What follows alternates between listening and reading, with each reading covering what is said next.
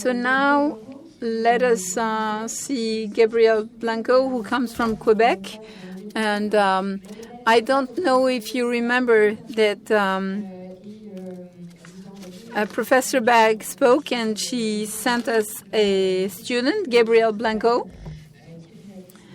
And he's going to introduce his work that he's carrying out with Professor Sebag. We are happy to have you with us. And the idea today is that you're going to introduce the cohort of 1,000 families in Quebec. The interesting thing is the notion of open science and participative research. In Quebec, we would like to copy what you do. So we're going to be very attentive to what you are. So I'm so happy to be here. It's the second time that I come in France, and I'm sure that I've eaten about 3 kilograms of cheese already, but no regrets about that.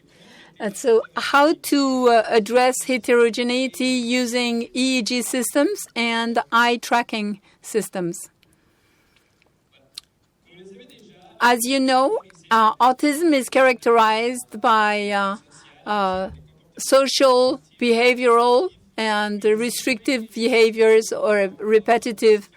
But if you have 2 children with the same symptoms, so there is a wide variability and heterogeneity which you see at all levels, a genetic variability, structure of the brain activity, but also behavioral variability. So this variability causes a great challenge to research because most studies start with a population, and that population is divided into between neurotypical and autistic. And depending on the variable, it can be brain connectivity, for instance.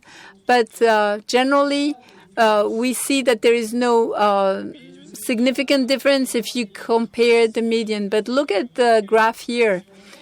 If you look at the autism, there is a large variability.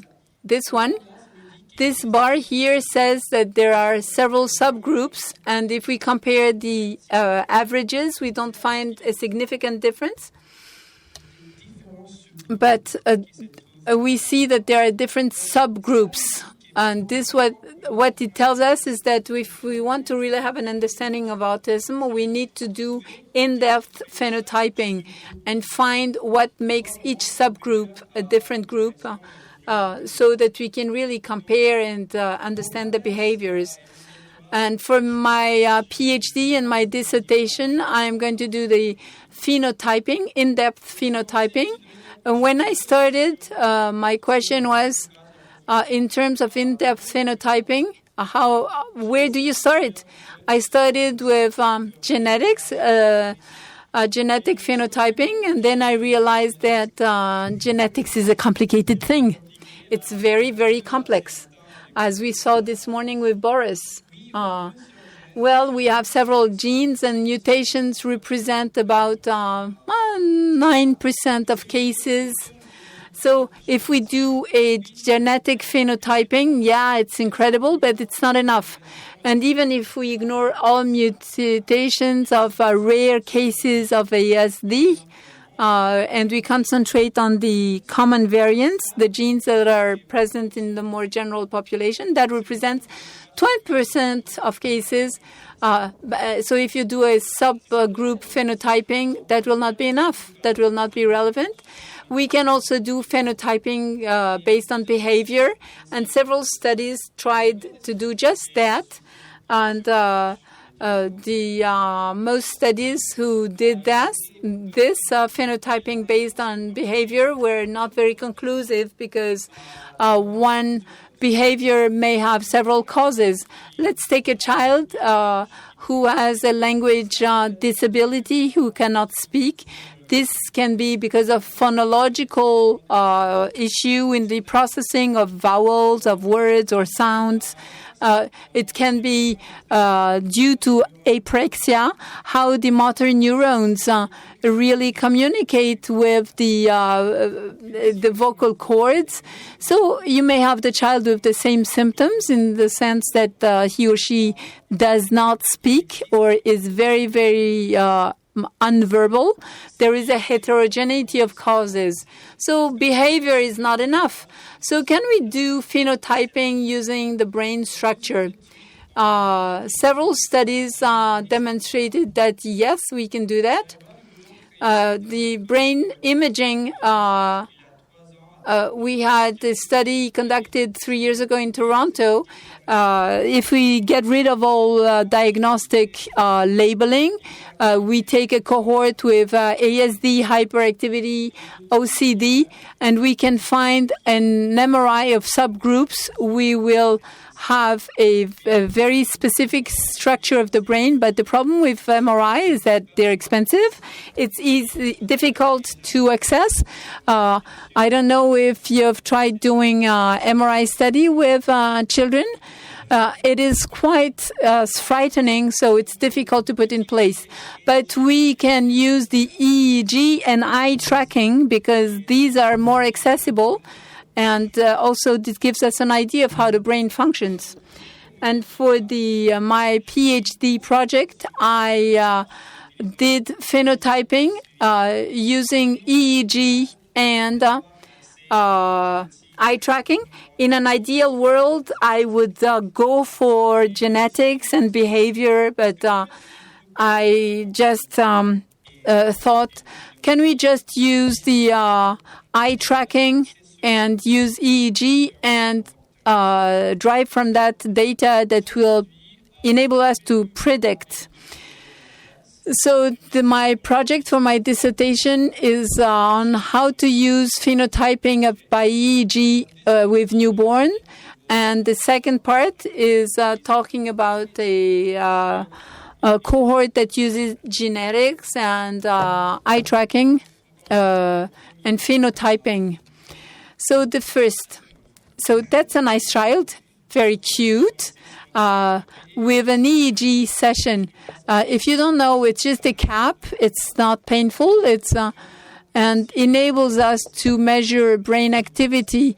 It's easier for newborns because you just put it on and observe. And I used data from the EEG IP platform, a longitudinal study that involves London and Washington in the U.S. With 195 cohorts of children from the age of 6 months to the age of 4 years. And it really is based on tests of the EEG on newborns. The chronology is like this. Recruitment of the children after birth, and then at 10 months they have their first EEG session, and then we have an assessment of language using the Mullen scores of early learning. And then at the age of 2-3 years, an assessment of autism. And this enables us to understand that even if we work with newborns, we don't know if we're going to develop a diagnosis of ASD because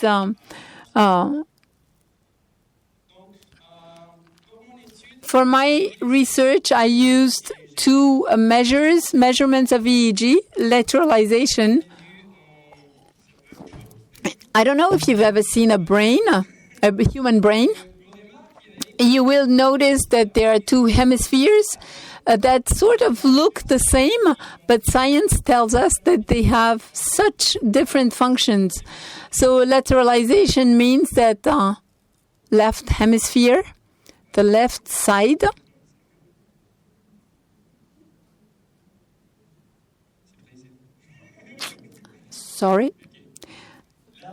lateralization of the brain.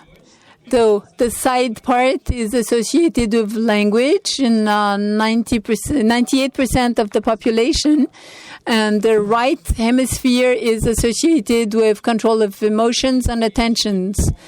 So using EEG, we can have the dominance of each side at rest and gives us an idea of how each hemisphere functions. So that's the first measure I used. And for the second one, I looked at connectivity. We can see if the left or right side is more active, but we were more concentrated on whether connectivity of the left side was really connected or not. So we know that children with autism don't have too much atypical connectivity, and this is related to other behaviors and to language. So I used connectivity and laterality and behavior measurement. I concentrated on language assessment. And the reason why I got language, it's very common when children with an ASD diagnosis, maybe 30% of the children with autism are almost nonverbal or have minimum verbalization. They cannot make full sentences. And what we saw yesterday with Catherine Lord is that the trajectories, language trajectories, are very important because that gives us an idea of the outcome at adulthood. So several studies were published on the relationship between EEG and eye tracking. So let me show you the current study. We started with 150 children, and among them, we have 80 neurotypical children and 70 children with children with risk of autism. The risk was determined if the child had a sibling with a ASD diagnosis established. But so we know that there is a heritable autism with a family risk score. And as I said, they were monitored at the age of 3. And among the 70 children, we found that 23 developed the diagnosis of ASD. But as I said, can we forget labeling, diagnostic labeling? I know that it is really a controversial thing, but if we look at all the children and ignore the diagnostic labeling, can we find subgroups? Instead of saying, okay, here I have an autistic child, a neurotypical child, we start with the population, and then we say, do we have a difference with the EEG group? And can we, with that, find the pattern and the behavior? So here I show you the 150 newborns on the axis. In the vertical, we have lateralization, the positive values. That is the left hemisphere, left side more active, and the horizontal we have connectivity. The more connectivity, less connectivity with. So here you have all the children,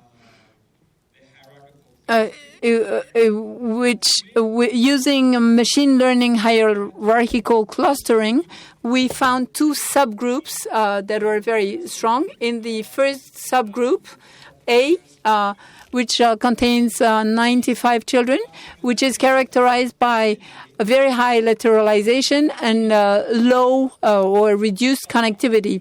But in the group B, second group with 55 newborns, lateralization is very reduced and high connectivity. So here we found that we have two groups that have no diagnostic labeling, but we were asking whether there was a typical phenotype. So we looked at statistics, and we found that we had a rather similar distribution between Group A and Group B, and we can see this in the graphs. The children with autism are in yellow, and we can see that there is a diversity of brain patterns. So we see that children with a very low lateralization and very high connectivity, which means that in these cohorts there is no specific phenotype.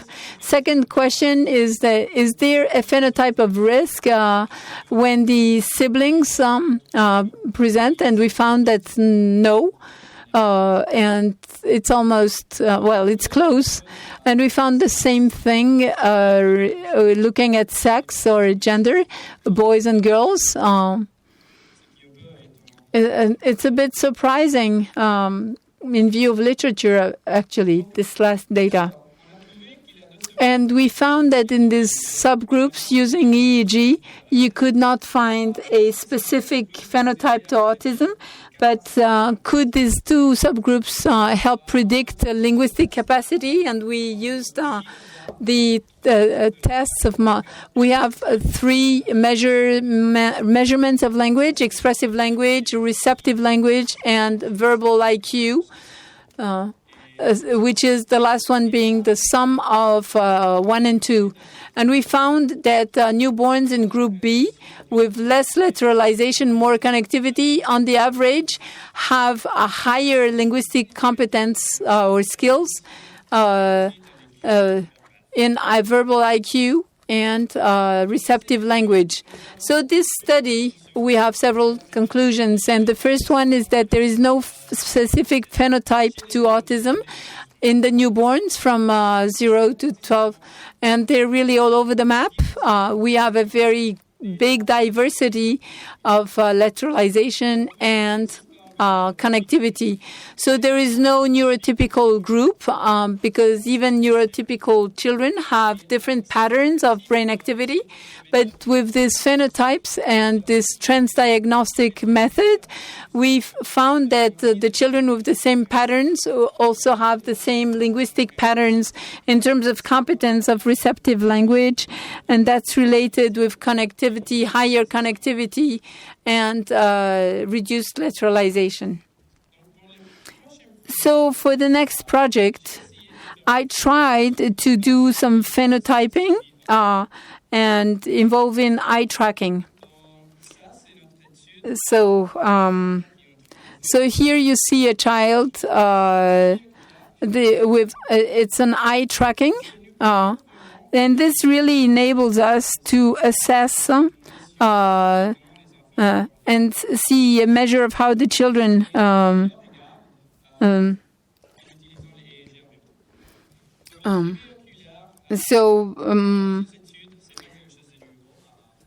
So we know that the capacity to select objects that are relevant to visual is relevant for learning. So eye tracking has shown us that the differences in the visual disengagement is also associated to autism and Down syndrome children. So how do we study the visual attention? We do this gap overlap task. We have two conditions. The first one is the gap facilitation. We start with a central stimulus, and then after milliseconds, it disappears, and then a star appears on one side. And this that's a gap because the central stimulus disappears. There's nothing to do. And when the star appears, it's easier to switch the gaze. But in the overlap condition with disengagement, or we always start with a central stimulus, but that central stimulus remains. And when the star appears, the child really has to shift the gaze from the central part to the star on the side. And this requires cognitive competences or skills to shift attention. And with the gap overlap task and the measurement of ocular monitoring, we can measure the reaction time. So several studies have used this kind of task, and we find it is you have a faithfulness test, and it's also associated with language. But for us, the question was the gap overlap task is something that we do with eye tracking. But there are not many studies who have conducted this with this task associated with EEG. And the problem with the co-recording of EEG and eye tracking, do the two systems work independently? The EEG system is studying the brain activity, and the eye tracking which studies just the eye, the gaze, and these two systems do not communicate. And for us, the challenge was to create a system that could synchronize the data from both studies. And we tried several methods, but we found that the best way was to use a photodiode. A photodiode is my pet object. It's a gadget that catches the light. So each time we have a change of condition, for instance, each time the central stimulus appears, we have two squares in the upper left corner that change the light, and this change of light will be perceived by the photodiode, which will send a signal to the EEG and to the eye tracking systems. So with a photodiode, we can really have a point of reference that enables us to synchronize the signal between eye tracking and EEG, and we can put them in the same time frame. And that enables us to do EEG using the eye tracking. Most EEG studies require the children to always look at the conditions, but this does not happen in real life because you need just a fly passing by, or they want to see this or whatever. But with eye tracking, we can really spot the moment when the child really changed the gaze and the direction of his or her gaze. Using this system with the photodiode, we have tested a cohort which is called Quebec 1000 Familles, 1,000 families. We had just 39 neurotypical subjects, children and adults, 39 neurotypical, 34 adults, and 5 children from 9 to 61. Each participant was recruited via the registry for the 1,000 Families project. The cohort of Quebec 1,000 Families is a study which recruits all 6 major hospitals in Quebec, and it was financed by the government, $12 billion Canadian dollars. It's a cohort that recruited 1,000 families that were diagnosed with one ASD, and the aim was to have a very in-depth phenotyping. So each family that was part of the register or the record was monitored.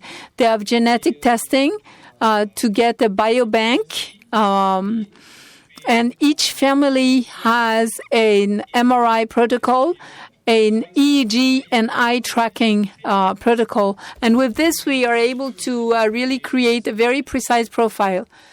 So I will just tell you about the results of this study. This pilot study is that we found that the overlap condition was significantly slower than the baseline condition. As I said, it takes a lot of time to switch the gaze from the central stimulus toward the star. And the gap condition was significantly faster than the baseline condition.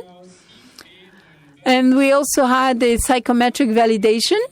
We tested several variables, and we had a fidelity test. All the participants conducted the task in 2 sessions. We found no difference. It's a study of a cohort in several hospitals in Quebec, but there was no difference based on site. There was no difference based on sex and no difference based on age. So in that sense, it was faithful. And in terms to the EEG results, it was only 34 participants, but there was no difference in brain activity in the overlap task, gap overlap. So they changed the shift of gaze from the central part to the. So we didn't have a pre-saccadic. We synchronized the EEG and the eye tracking, so that enabled us to calculate each time a participant had an erroneous gaze. It was not just not focusing, they were not just focusing on the screen, but looking elsewhere. And we were able to compute that. And the erroneous gaze was a difference in the what he calls pre-saccadic. So the ability to find the star also was reflected by a neurological difference. As I said, the aim of this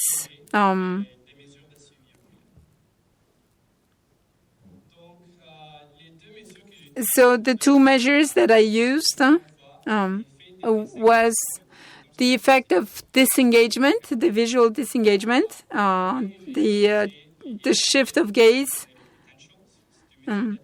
So the event-related potentials was used also.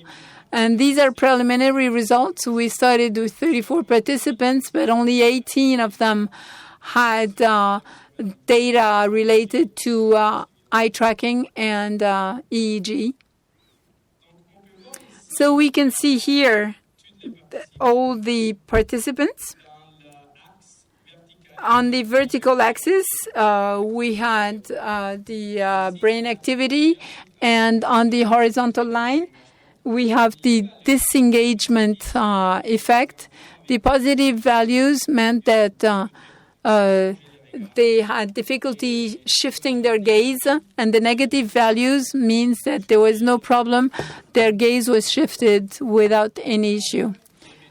With the subgrouping methods, we found 2 groups. The group A, which was characterized by rather average brain activity, but they had measurements of eye tracking that were really high, which implies that the attention was really high. And the second group was with brain activity was average. An effect of disengagement, which was really high, that is difficulty switching the gaze. So what you see, the 2 participants on top and the bottom, they are really have very different EEG measurements.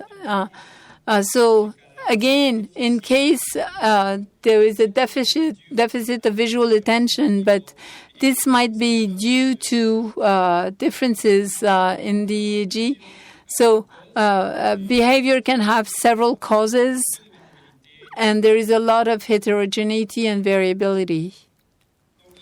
So my conclusions is that we validated the co-recording, simultaneous co-recording of EEG and eye tracking data, and both these systems have the potential to enable the subgrouping, but with much larger samples And I would like to thank my team.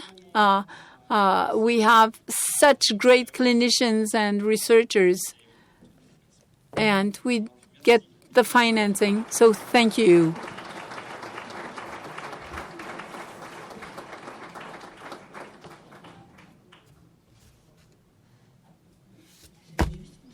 I just had a question. So at some point you showed the erroneous gaze.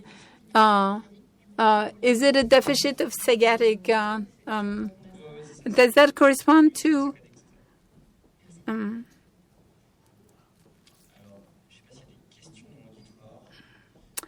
Any questions from the floor? Very interesting, Gabriel, and especially what you show in your cohort. We are on a multi-dimension study because you really are moving away from categories to analyze the various dimensions in the same individual. You spoke about the difficulties, technical difficulties that this caused. And if we talk about interoperability of data, I know that in Quebec you are for open science. Is it something disturbing to have so many dimensions?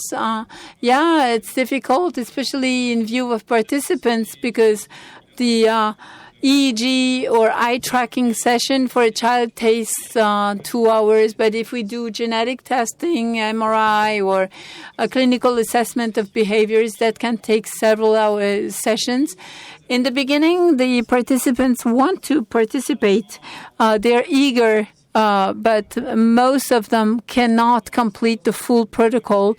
And so this makes things difficult because our data are incomplete. We have lots of data in one mode, EEG, for instance, but we have very little data on another aspect.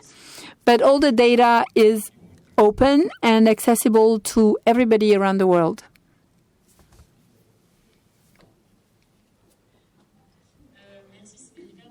So thank you. This was really interesting. And on the first study, because after that you looked at where the autistic patients were in the two subgroups, did you look for other neurodevelopmental disorders?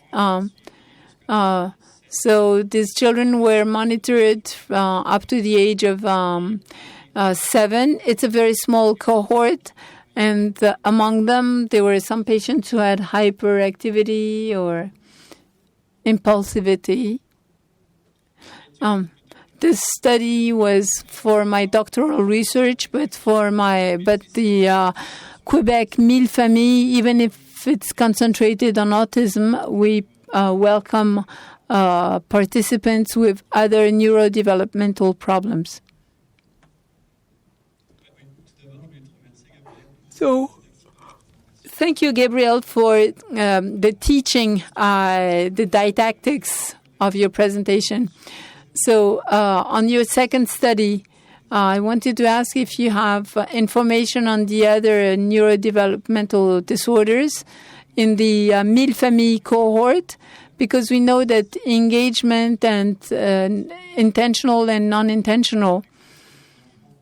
So, for instance, if your child does not have ASD but has hyperactivity, that might be interesting and at least provide information. Yeah, thank you for that question. What I said is that most participants had an ASD diagnosis, but we haven't started yet, but we're supposed to start assessments of hyperactivity.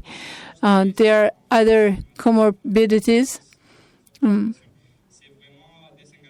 So visual disengagement. But really the aim is to see if there is an ASD with hyperactivity or ASD with this or that. If we find a pattern, for the moment, these cohorts, they're mostly with autism. So let me go back to the same question, because in my team we plan a meta-analysis on the overlap between people with autism, with ADHD, autism and ADHD. So those in our group who have a double diagnosis demonstrate. Could you please repeat that? I was saying that we are preparing meta-analysis in my team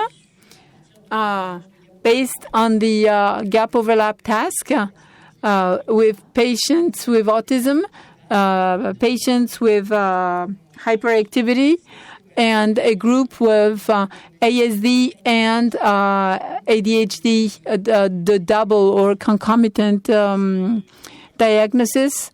Well, I think it's that I said that we don't have many participants with ADHD who also have ASD. But yes, I would like to see if we find the same receptors. And as I said, we're trying to expand our sample. And I think there is also something else.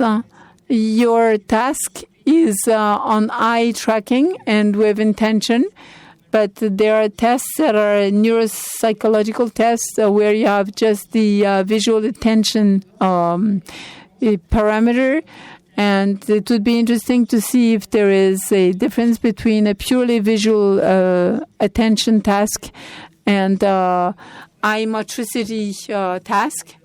In other disorders, there are peculiarities in the oculomotor system. So I used to, I was talking just about gap overlap, or we have social tasks, what the children look at, the faces, the eyes, the mouth, but we also have other tasks where they have to look for an apple in a group of oranges, for instance. And with this protocol, we can really look at what can be correlated with visual attention, social issues with auditory problems, for instance. So this cohort, this is what we call open science. And we get a recommendation of how we welcome any recommendation on how we can grow or expand our numbers. So just one question. You said that the participants would take 1 or 2 hours of testing, an hour and a half, rather, roughly. And I wanted to know if you had assessed the how fatigue or exhaustion can bias the study at the end of a test. And I imagine that some people cannot be included because of their functional disabilities. For us, within the GIS and the GRASP, we have these complex situations that we need to think about. Have you reflected on this alongside Professor Sabag? I love your questions because it gives me the opportunity to talk about participative research. In this study, we are supposed to really have the voice of parents in these protocols because it's 2 hours or an hour and a half. The children get exhausted, but we started with 3 steps. We have on our floor, the idea was to test the dilation of the pupils. You have to send flashes, but for children, we cannot. As a researcher, as a scientist, I was thinking of this. Well, we could do this and that and dilate the pupils, but with the child, we understood that it doesn't work. It's not workable, and the data that you can get is not so critical. So exhaustion is a variable that we took into account. So we tried to prioritize or change the timings. But this for social attention. One thing that we try to do also is that there is no instruction. Usually we ask the children to don't look at the star, go find the apple. Here, there is not really instructions. The child just has to look at the screen. And we can have two different types of children with intellectual deficiency. We changed the protocol, but it was always the families and especially to make things more pleasant for families and for children. Thank you.